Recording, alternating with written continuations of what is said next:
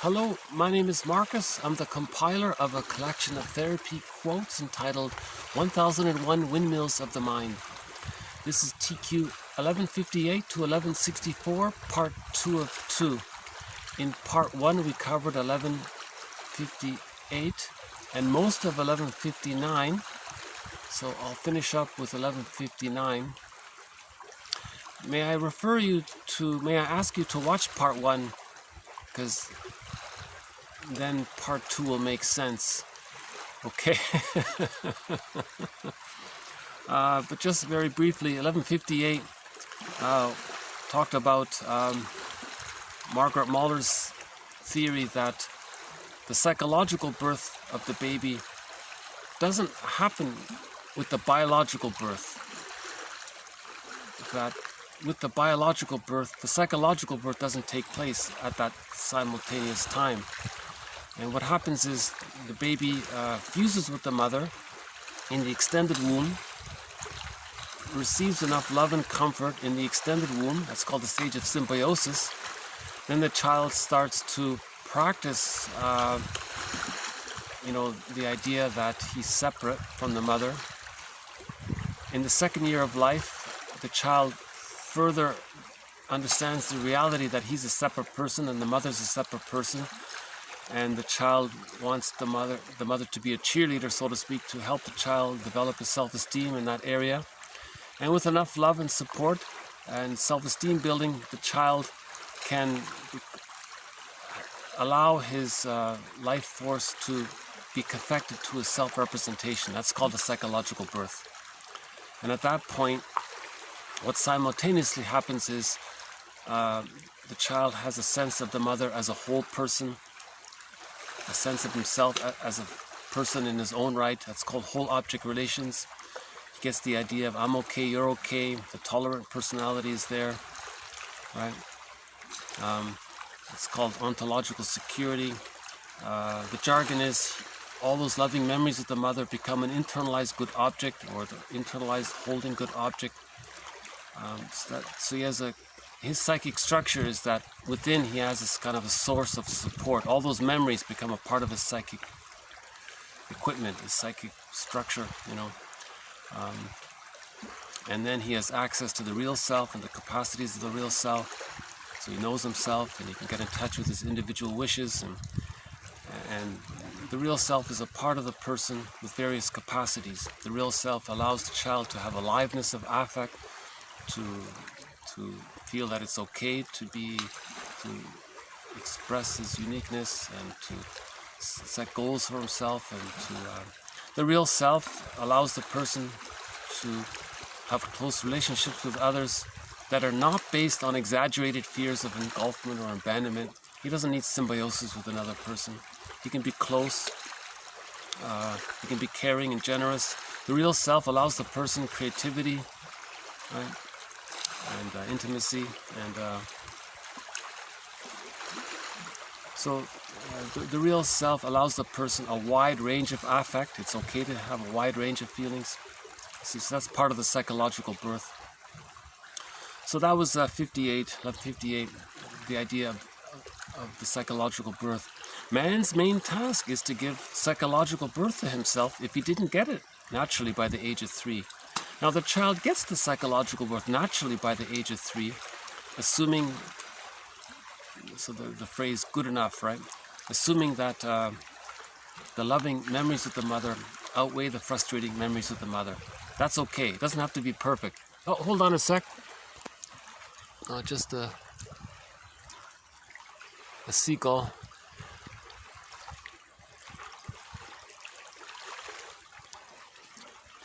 Yeah, I'm hoping we might see the heron.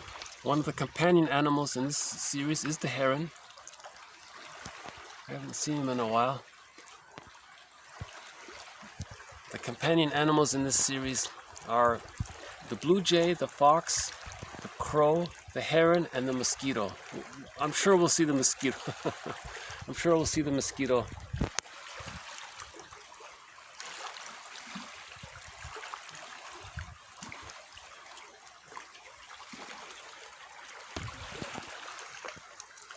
Well, do you want to do the Rorschach test? Have a look at the clouds. Okay.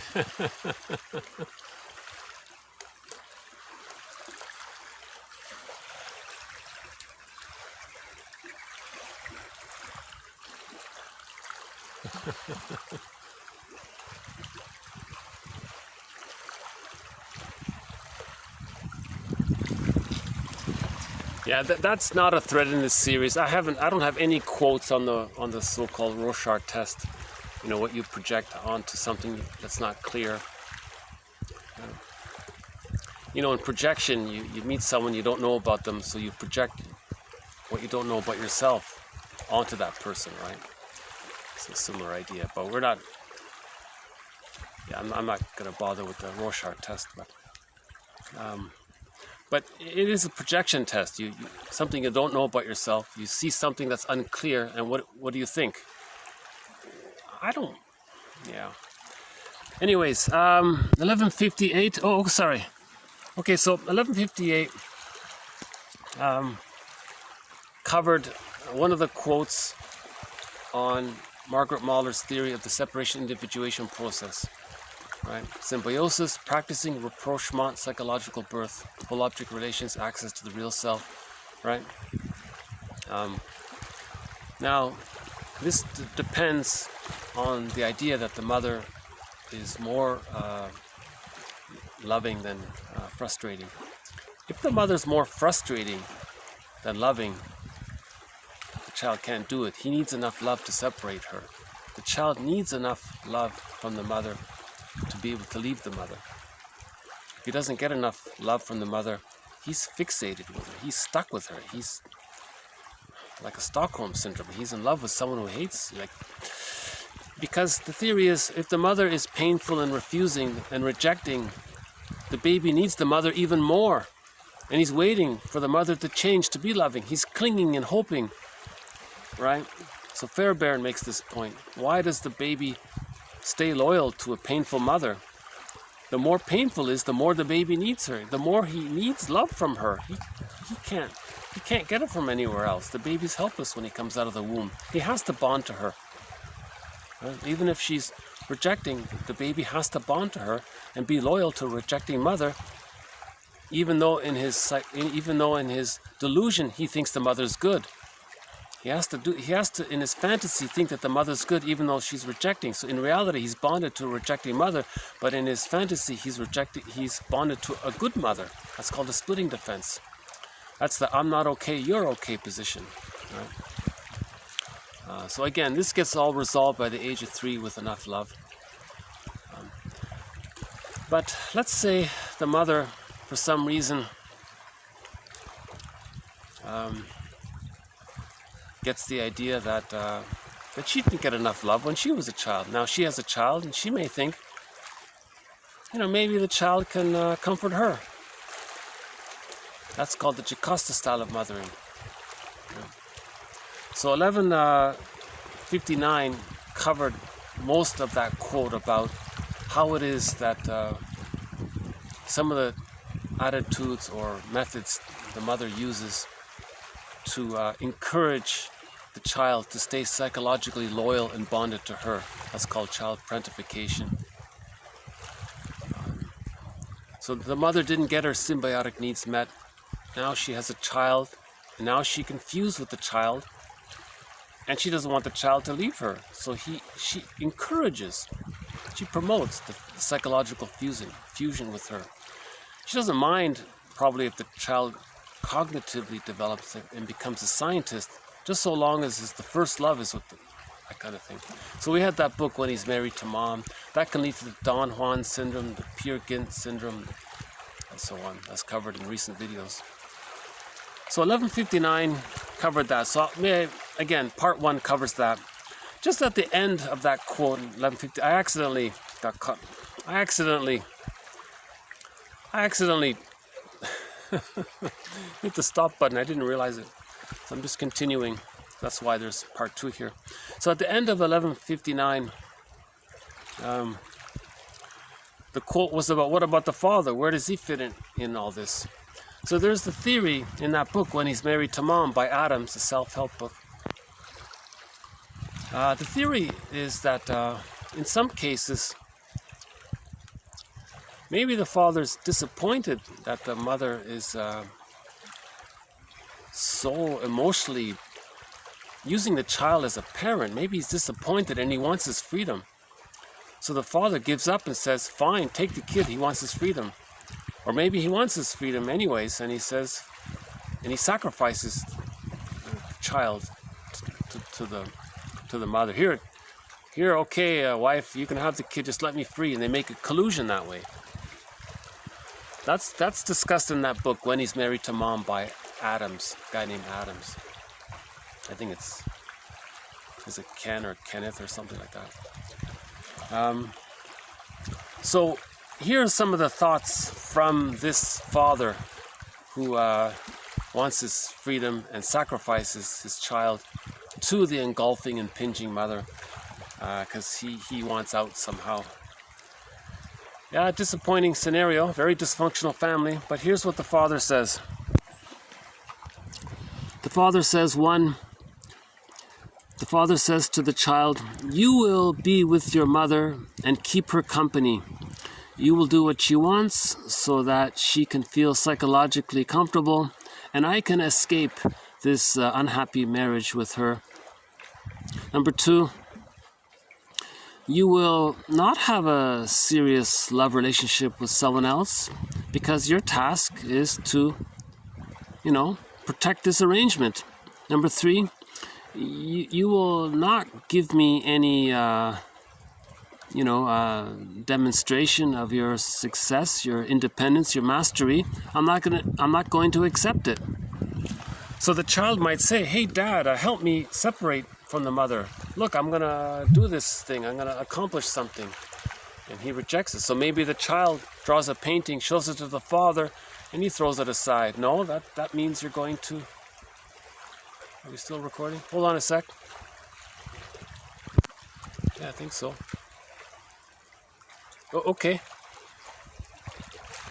I'm still trying to get used to this phone. Okay, so what happens is the child might be desperate to bond to the father and ask the father to help the child separate from the mother, but the father is invested in this collusion. No, you can stay close to the mother. He wants his freedom. So the father's, you see.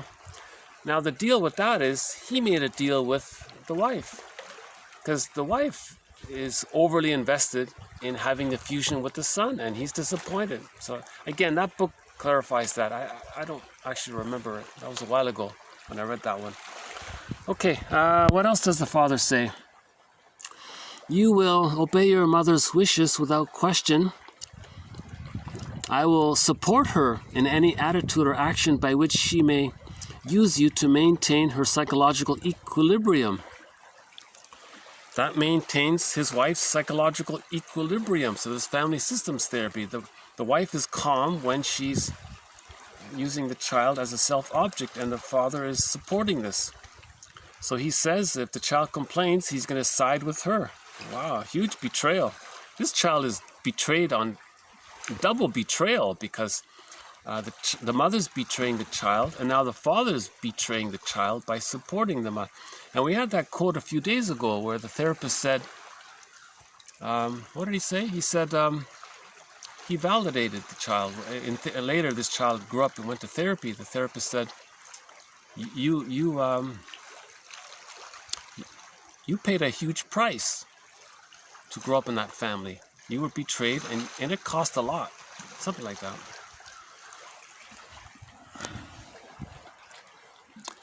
Okay, number 5. If you disobey these commands, I will disapprove and will tell your friends that you are an ungrateful child. Jeez, that's really bad, eh? So there's a lot of pressure to keep this little arrangement. And the father says, I'm not going to acknowledge you as a person in your own right, because I have to sacrifice you as an appendage of this marriage arrangement. So the child is scapegoated here. This author is being pretty tough here. She's starting to sound like Alice Miller and Lloyd DeMaz and Leonard Shengold. I think I have to include her in this category almost. So she's a straight talker here. She's saying it directly here. So that's a tough quote. As mentioned in part 1, this is not posted below due to space limitations, but if you order the collection, you'll find the quote there. Or you can get her book and just read her book directly. Dorothea MacArthur, I think it is. Yeah, MacArthur.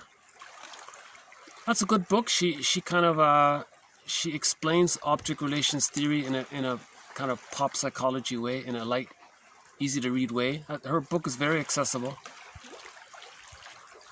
If you want to understand object relations theory, my suggestion is to read everything written by James Masterson. He's one of the mentors in this series. It's called the Masterson Approach. David Solani, Harry Guntrip, William Fairbairn, Aletha Horner as well. A couple of others. Okay, so I'll just leave it at that. That was 11:59. So just to summarize, all along in this series, we've been saying that the Jocasta style of mothering is when the mother rewards regression but withdraws her support for the child's autonomy. That keeps the child symbiotically tied to her. This quote here kind of spells out some of the techniques around this, how she does it. It's hard to read. I find it hard to think that a woman would feel so entitled that she could do this. That's intergenerational trauma, you see. Now this child's going to grow up with a narcissistic pattern and be an angry person. That's called a hostile mind, and he'll devalue others and be cynical and all that. So a couple of days ago we talked about the comic series Psychoanalysis, and there's a character in there called Mark Stone, so that talks about that. Okay, we'll have more on Margaret Mahler's theory of the separation individuation process, and we'll have more on the Jocasta style of mothering. So we'll do a couple of more quotes here. Hold on. Okay, let's move on to 1160. The metaphor of an internal theater. In these terms, we all have a vast psychic theater with a whole cast of characters inside us.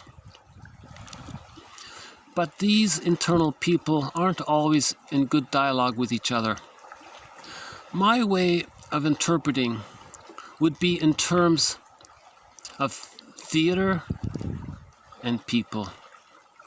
The client's personal theater and the people that he is putting on the analytic stage.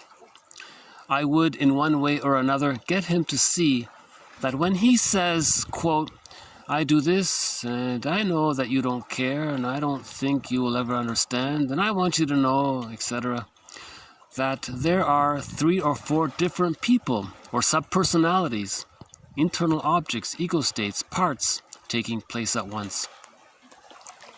So this is a new thread we started in the bonus material. Again, all of the quotes beyond 1001 are the bonus quotes, and we've started a new thread in the bonus quotes.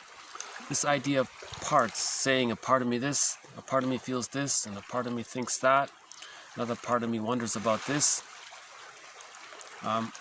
His way of talking about this idea of facilitating communication of parts is that, well, you can think of it as like little sub-personalities, little characters. We can have these imagined, fantasized personifications of these clusters of memories with our mother when she was loving ourselves in relation to that. our mother when she was frustrating, and our unloved self. So there's the unloved part self, the loved self, the tantalized self, the tantalizing others, the loving mother, the loved self. We have these little different characters in here. He calls that an internal theater, internal object relations world. Again, William Fairbairn talks about the endopsychic structure. He talks about these internal objects, part self representation of this, a part self representation of that, a part other representation, a part other, and so on. So he keeps that in mind and uses the jargon of parts, right? And the person will project an internal character, right, on the interpersonal scene.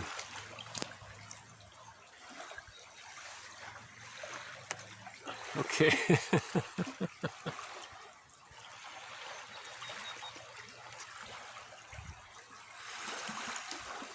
Yeah, as mentioned before, the herons usually come out late afternoon, early evening. But we have a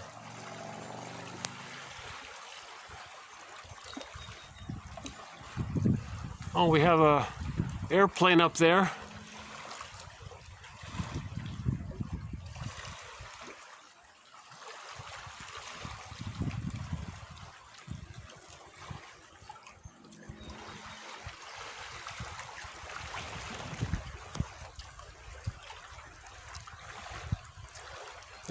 Yeah, okay, so in terms of the therapy approach, this therapist is saying that he's projecting this internal part into the present, or he's projecting that internal part into the present. Now remember, a person can project any one of these subpersonalities into the present, right? He can flip them around and identify with one, project another, and then identify with that which he projected, and then project the one that he was previously denied, that he identified with. So you can flip things around a lot. So it is kind of active that way. It is like a theater, you know,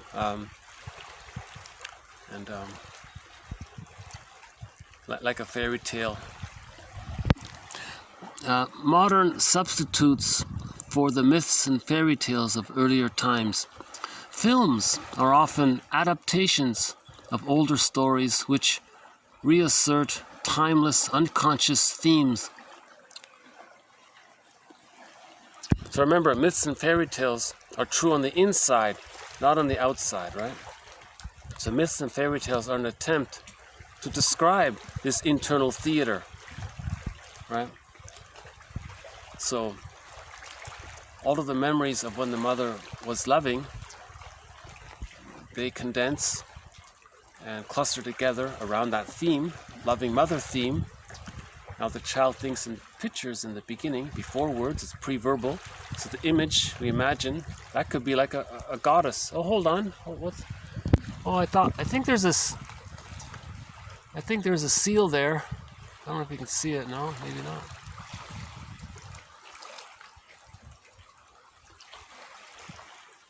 Yeah, I think there's a seal there. Yeah. Not too far to see it. Right.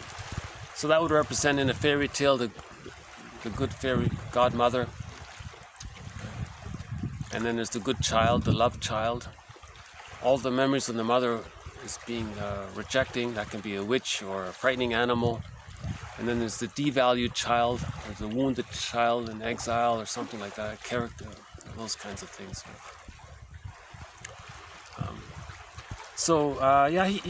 This one here is saying, you know, the movies we make, a lot of people who write, script writers, movie script writers, they get their ideas from myths and fairy tales. And these myths and fairy tales are personifications, are metaphors of the internal object relations world. So we find modern movies appealing because there's a link to the unconscious representational world. And we had a quote earlier about, Christopher Vogel or Vogel? He has a book about this, the writer's journey, the mythic journey. He called it a cookbook. for how to write a movie. For example, the birth myth and the resolution of the mother complex. Basically, they are the same thing, as Otto Rank has shown. So, in a movie, when there's a birth, that's a metaphor for the psychological birth. Right? And the psychological birth is separation from the mother complex. A creative writer must be capable of performing 3 tasks. He must be able to create, quote, real people with whom the reader can identify himself, to tell his story in so compelling a manner that the reader turns the pages with eager interest, and to imbue his characters with inner motivations corresponding to correct unconscious reasons. So that's why writers refer to fairy tales and myths. Fairy tales and myths are referring to the unconscious reasons. Okay? So if there's a battle with a monster,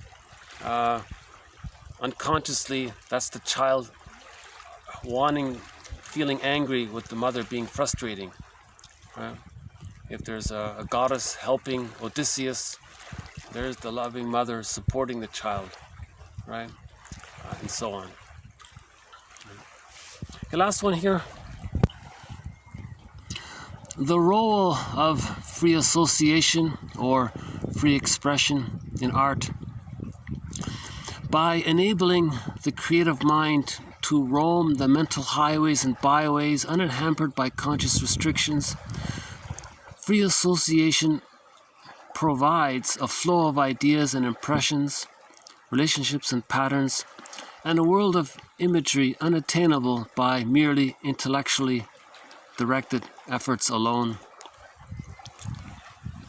His point was here that when artists engage in this kind of free expression and go with the flow and draw what you feel, and he says that resembles free association, the journal writing, or if the client has a therapist and he's saying what he feels, and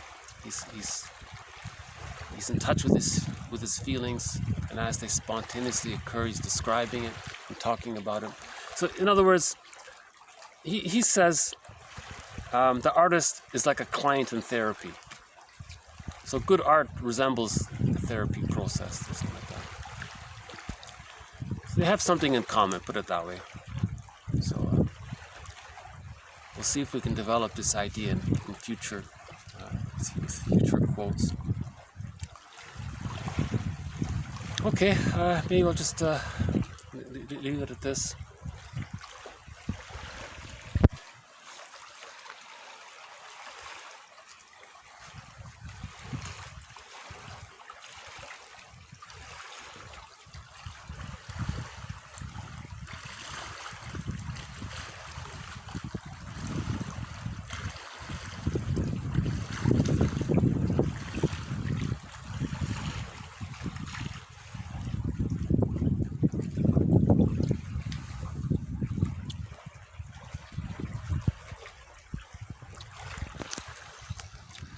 But I think it was worthwhile to cover MacArthur's quote there about the Jocasta mother. As mentioned in part 1, I was very hesitant to list it all, because it sounds like we're blaming the mother, it sounds like we're criticizing the mother. It's not the case at all. The truth will upset us free. Maybe mothers need to be honest with themselves. Maybe mothers need to read this quote. I mean, mothers who use that Jocasta style of parenting. Maybe they need to read that quote by MacArthur, Dorothea MacArthur. So maybe women who used that style of parenting with their children, maybe they need to read the quote 1159, is it? Yeah, 1159. It's not posted below, but it's in the collection. Maybe it helps them to face the truth of helping them to forgive themselves. Because what they can do is, on Mother's Day, they can confess these things. maybe on Mother's Day, they say, dear child, read TQ 1159. I pretty much did these things with you, and I'm so sorry. I was trying to get my needs met. I didn't realize that I was so entitled, that I was so narcissistic. That I didn't realize I was thinking, like in that movie now, Voyager, that mother, the Miss I forgot her name. The mother in that movie now, Voyager, the mother felt entitled. She said, it's my right. I gave the child life. Of course I can use her. She's my property. I own her. Oh, brother. She's repeating the mentality that the baby needs to own the mother, because the baby thinks the mother's an extension of him. In the repetition compulsion, they somehow intuit that concept of the baby thinking that the mother's an extension of them. Right? So if the mother has the narcissistic pattern, she can confess and apologize that she apologizes for engaging in acting out the narcissistic pattern onto her children. So maybe we need a Mother's Day card that lists TQ 1159, and mothers can send it to their adult children. So the suggestion is, on behalf of 1001 Windmills of the Mind, the suggestion is that on Mother's Day, that's the day when mothers come clean and confess. If the mother used the Jocasta style of mothering with their children, she needs to come clean and confess it to help her child heal. Right? And fathers can do the same thing. If he had those ideas that he sacrificed their child to please the mother, that allowed the equilibrium of their dysfunctional marriage, he needs to come clean and confess that he just wanted his freedom that way, and then there's what's called the Laius complex. That's another thread in this series, the Laius complex. That's the father who's jealous of the son. Can you believe it? A man being jealous that the mother's giving attention to the child and he's jealous? Whoa. So he's got to come clean. If he's a Laius father, or if he's a man who adopted the Laius style of fathering, he needs to come clean and confess on Father's Day.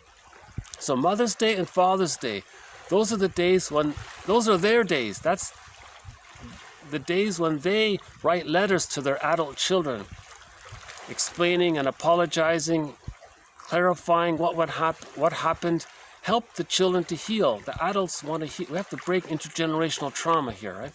So this is the way to break intergenerational trauma. And we issued a Golden Windmills of the Mind Award recently to the music video for the song Because of You. That music video actually visually demonstrates the theme of breaking intergenerational trauma, right? The character took care of herself, and imagined herself as a child, and became aware of it, and then changed things, that kind of thing.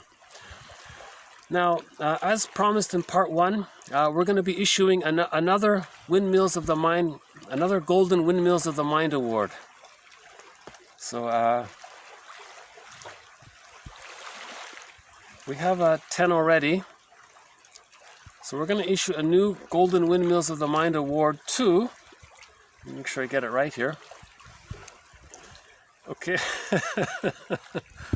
Oh no, we've got two more Golden Windmills of the Mind Awards to issue. So let's just review the first ones. So the first Golden Windmill of the Mind Award was issued to the movie Bob and His Enlarged Amygdala, the comedy film. The second Golden Windmills of the Mind Award was issued to the 1979 animated film version of Peer Gynt by Vadim Kurchevsky. This is in Russian, and so the Peer Gynt was called Per Gynt, I think, but there are English subtitles. This is the best rendition. This is the best film version of Peer Gynt, the Mama's Boy, the Peter Pan, and so on. Robert Bly's audio collection on the men's movement, the mythopoetic movement, okay, Iron John, Sibling Society, all those seminars he gave. The book The Cry for Myth by Rollo May. the book Our Inner Conflicts by Karen Horney, James Masterson's book The Search for the Real Self, Ursula Le Guin's rendition of the Tao Te Ching, Psychoanalysis, the complete series. It's a comic book series called Psychoanalysis, 1959, from Dark Horse Publishing. The music video for the song Because of You. Now the next one is the work of Jane Elliott. So the 10th Golden Windmills of the Mind Award goes to the work of Jane Elliott. Now, a couple of days ago, there was a quote saying about prejudice. Now, prejudice is one of the threads in this series, and all along throughout the series, I've been completely one-sided in this topic, saying that prejudice is due to individual psychology of projecting the frightening image of the mother onto others, onto non-threatening substitute others. So prejudice is due to the splitting defense mechanism. If the baby is more frustrated than loving, he's still using the defense mechanism of splitting. Now that's painful. To preserve the splits, he has to project the one side onto others, okay, onto non-threatening substitute others. So that's the primary, and then he uses rationalizations. Okay, so that's pretty much the individual psychology behind prejudice: splitting, projection, projective identification, and rationalization. So those four defense mechanisms are behind prejudice. That's sort of the thread here on it. Now there was a quote a couple of days ago that said that no, it's possible that someone can be conditioned to be prejudiced. Right? So even though the child develops a tolerant personality, he can be conditioned to acquire a prejudiced, layered over personality. And his tolerant personality is it gets lost or buried, and he's operating more from this conditioned, prejudiced personality. So again, there's the prejudiced personality from the insecure attachment style, and then we have the tolerant personality, the I'm okay, you're okay. That's from the psychological birth. So with the psychological birth, that's the I'm okay, you're okay. That's the tolerant personality.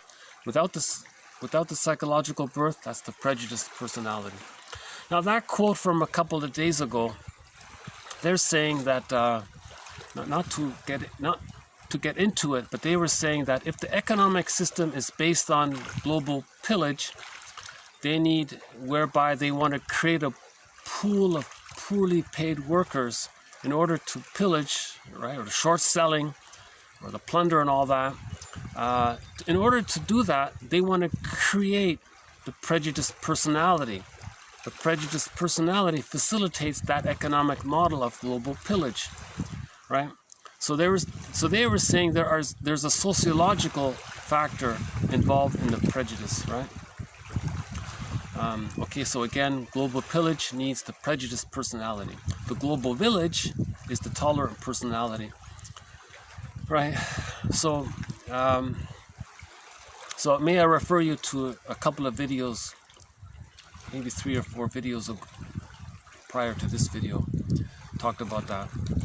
But again, this series is not talking too much about it, but I wanted to acknowledge that the quote said, you're too one-sided. He said, if you think prejudice is only from the individual psychology of the narcissism and the splitting and the projective identification and rationalization to deal with the anxiety of the painful trauma, of the developmental trauma and the rest of development, your case, because if you externalize your internal, you feel better, and your prejudice comes from. He said that's too one-sided. He says it can be Pavlovian. Okay. So I thought, in fairness to that, I think Jane Elliott covers that very well. So let's give a Golden Windmills of the Mind Award to the work of Jane Elliott. All of her work, all of her lectures, all of her interviews, all of her guest appearances, everything that she explains about that. Okay, 11th Golden Windmills of the Mind Award goes to Alan Chinnon's 4 books. Alan Chinnon has compiled over 50 we just talked about fairy tales. Fairy tales describe the inner world. He read through thousands of fairy tales and plucked out around 50 of them that describe the journey to reach the psychological birth, the midlife crisis, the hero's journey, right? So he has 4 books about this. One is called Once Upon a Midlife. That's for men and women. He has a book called Beyond the Hero. That's for men. He has one called Waking the World. That's for women. And one called In the Ever After. That's for elders. Elder Tales. That's for men and women. So those 4 books cover 50 tales. Great tales. Great tales. If you like Iron John, I think some of these other ones might even be better. He's got one called Go I Know Not Whither, Bring Back I Know Not What. That's a great tale. The one about the ghoul, the king and the ghoul, that's a good one. So these are, and he explains, again, when you read a fairy tale, all of the characters represent one psyche. In the myth, all of the characters represent one psyche, right? Just like when you wake up in the morning and you think you had all these dreams, all those dreams came from your psyche. So all the dream elements, all that was one psyche. All the characters in the dream, that all came from one mind. So when you read a fairy tale or myth, you're learning about the internal object relations world, right? So that we had that quote before about movies. They sort of link to that, right? Okay, so 2 more Golden Windmills of the Mind Award. One for the work of Jane Elliott. Right.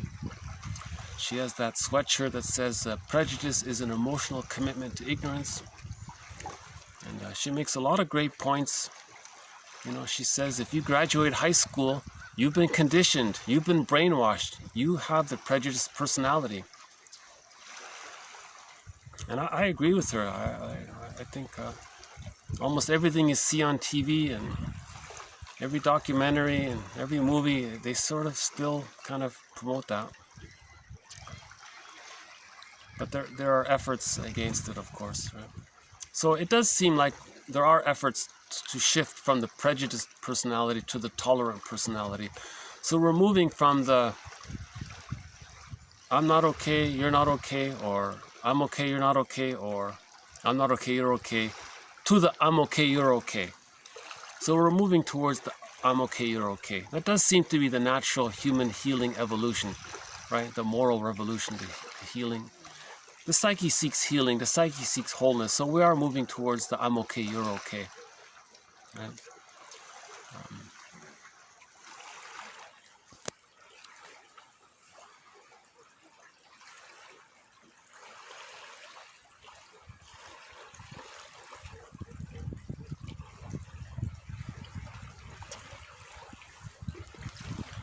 So just to clarify, if anyone hasn't seen any of the earlier videos, in the beginning, the baby temporarily thinks he's not okay and his mother's okay.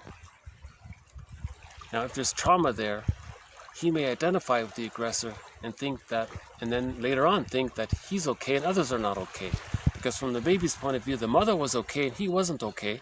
Now, if he identifies with the aggressor, he now then thinks that he's okay and others are not okay because he projects his wounded inner child onto others, right, and thinks that they're not okay. So that position, I'm okay, you're not okay, that's the repetition compulsion of the trauma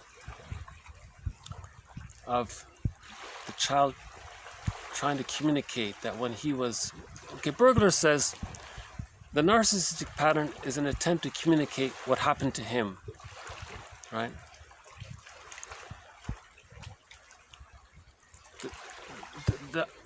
The I'm okay, you're not okay is an attempt to communicate that he had to identify with the aggressor. Something like that. So it's Sisyphus and he's repeating it. So a person with a narcissistic pattern is always is devaluing others. He's repeating the script of his childhood when he felt as a baby that he was devalued. Right? Now he does to others what his mother did to him. Right?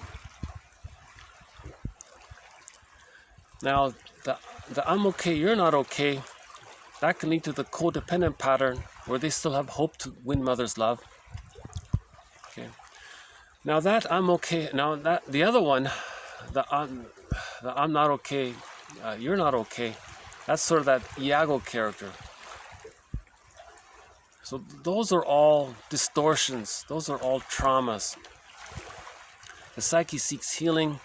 With awareness, we mourn and heal and forgive our parents. Man's main task is to give psychological birth to himself. Then we move to the I'm okay, you're okay. So man's main task is to get to the I'm okay, you're okay position. Put it that way, right? Mutuality. We have to recognize that our parents are persons in their own right, and they were caught in their existential dilemma.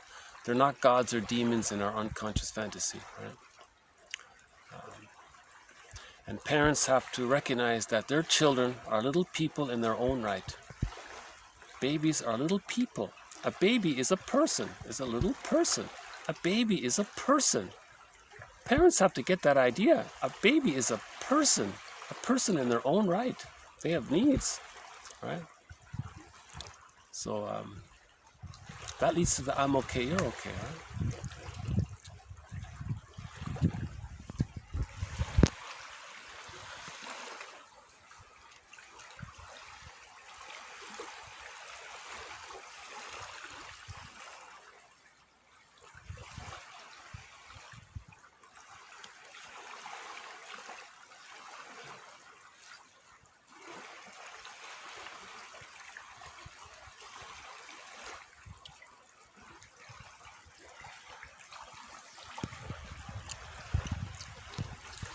So yeah, so please may I refer you to part 1. I think we covered it. I feel like I conveyed the quotes more clearly in part 1. I think I started to ramble here. I think I'm rambling a bit here in part 2. So let's just close with our theme song here.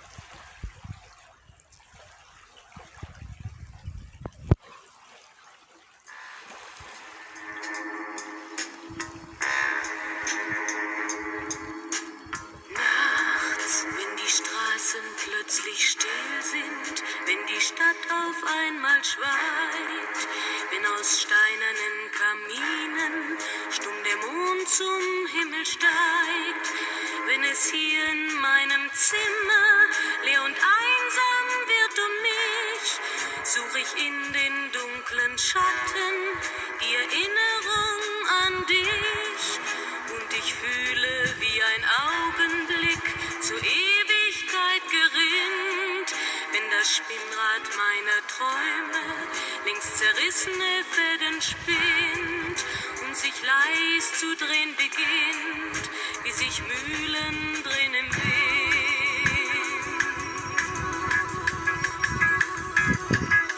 Okay, so thank you very much. This has been TQ 1158 to 1164. The truth will upset you free, as the comedian says. The truth will upset you free. I think this is a tough one. 1159 is a tough one. Thinking about and talking about and reading these quotes about the Jocasta style of mothering, I find that a tough one. But the truth will upset us free. So let us work towards facing the ambivalence. Let's hold the tension of the opposites, of the forgiveness and the disappointment and disillusionment. Let's sort of bring all that together to reach whole object relations, to get to that I'm okay, you're okay place.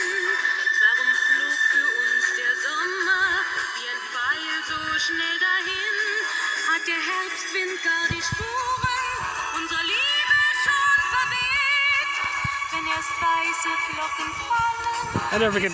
I love this song. The singer is Katja Epstein.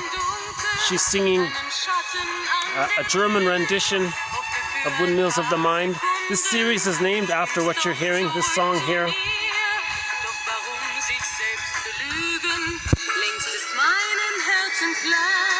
Dass der Pulsschlag dieser Hoffnung nur mein eigener Schatten war.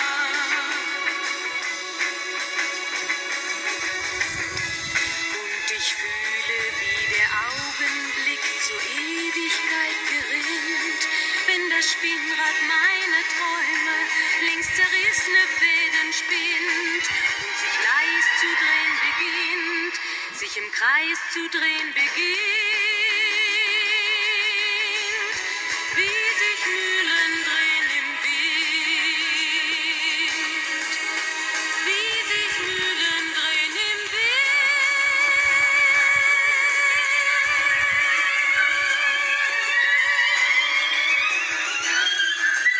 Okay, so thank you again.